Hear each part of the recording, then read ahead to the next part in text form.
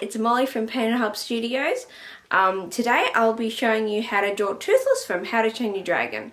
I'll be drawing him in coloured pencils, and the pencils I'll be using are my Faber-Castell Polychromos and my Caran d'Ache Luminance White. He will be my second character in Instagram's 6-character fan art challenge, so you can expect to see the other 4 arriving very soon. So, on to the tutorial.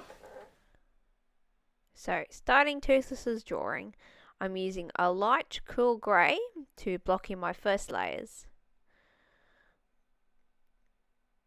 Now for my darker areas, for my shadows, I'll be using a heavier pressure to block in where they will be going, and for my lighter areas, I'll be shading them with a very, very light hand.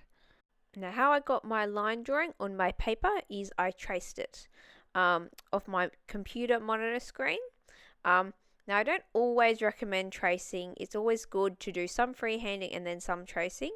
It is the best way to build your freehanding skills and doing a bit of tracing and then practice freehanding in between. But just for time wise, it's easier for me just to trace. So here I'm blocking in his head. So as you can see, where I'm doing the shadows, I am using a heavier hand to block in where they'll be, so then when I go through with my darker colour, I'll know exactly where they are. Here's his little mouth, around his eyes. So even now you can see the shape of his head. Here's with my slightly darker shade.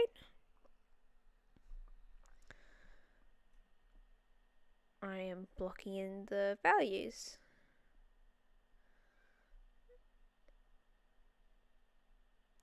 So because he's black, I'm going to have to go through and shade his whole face because it's all got to be black, but still keeping in mind where my shadows and highlights are.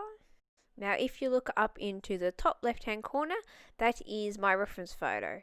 So you can see what I'm looking at when I'm drawing this piece and where my shadows are, where my highlights are. Now I think his eyes, I'm going to draw his eyes a little bit more cool greens rather than yellow because that's what I feel his colours, his eyes are more like. And going through with my black. So you can see the motions that I'm using, working my pencils in, is to create the scale look. And starting with my eyes, I'm using my very, very light green Polychromos and blocking in where his eyes are. Now, as you can see, I haven't coloured it all in green because I need to leave a place where his catch lights are in his eyes, especially in that eye you can see the white area.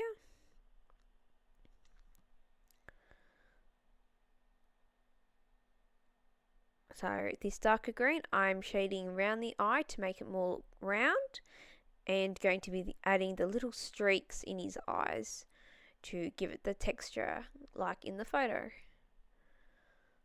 And you've got to make sure you're moving them around in the same direction with the eye so it looks rounded.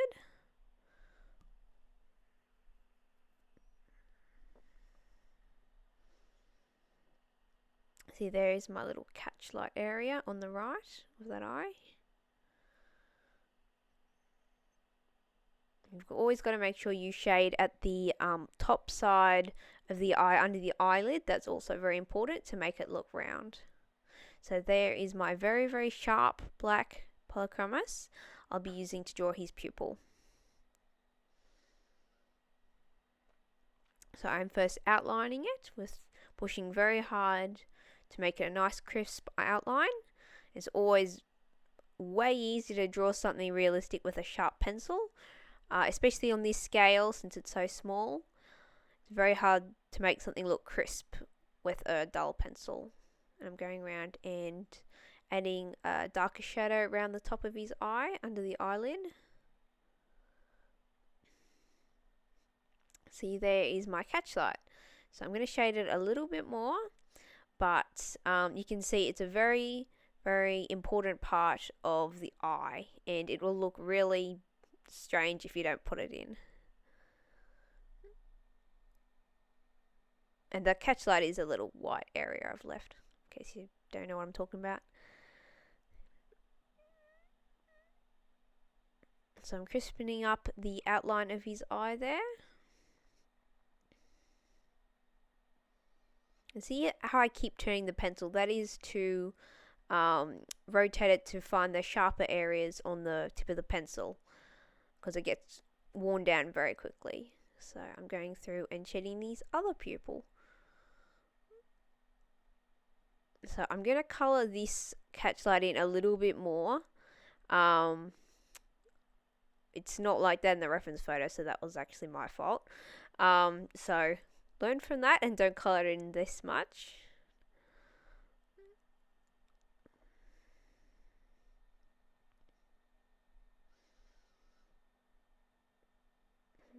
So there are my eyes, and I'm going to go through and just add a little bit more shadows around the outside, and they're very important to make it look round, like they're bulging, especially Toothless's eyes, which are very, very round.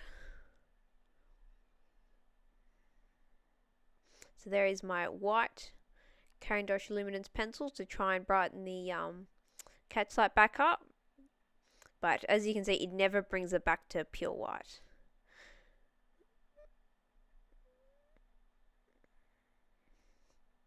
Little shadows. And his eyes are finished. See his little nose. Just 2 little slits, that's all it has to be. So I'm going to go through around and outline his little head and ear fins, I'm guessing I'm calling them. Just to sharpen up that outline and start really darkening things up.